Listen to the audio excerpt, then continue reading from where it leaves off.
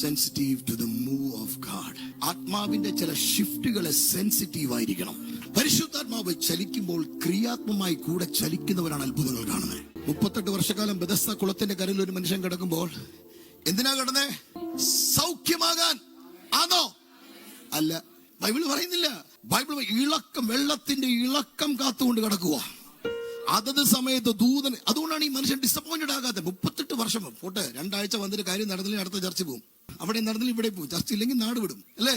പക്ഷെ ഇവിടെ 38 വർഷമായിട്ട് ഈ മനുഷ്യൻ എന്തുകൊണ്ട് ഡിസപ്പോയിന്റഡ് അല്ല എന്ന് ചോദിച്ചാൽ, he was not waiting for a natural miracle, he was waiting for a super natural.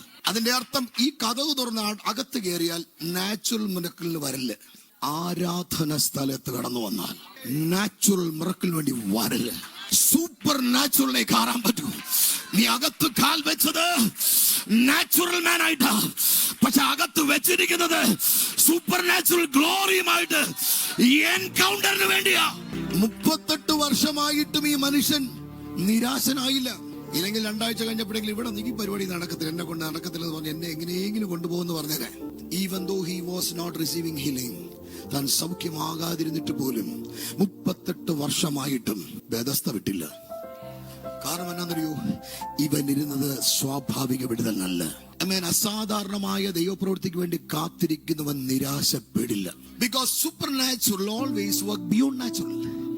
നാച്ചുറലിന് മേലെ ചലിക്കുന്നതാണ് സൂപ്പർ നാച്ചുറൽ. വിശ്വസിക്കാമെങ്കിൽ അങ്ങനെ ഒരു കണക്ഷൻ സംഭവിക്കാൻ പോവുക. സൂപ്പർ നാച്ചുറൽ ആയിട്ടുള്ള ദൈവത്തിന്റെ പ്രവൃത്തി നമ്മുടെ നാച്ചുറൽ ആയിരിക്കുന്ന വിഷയത്തെ ഏറ്റെടുക്കാൻ പോവുക.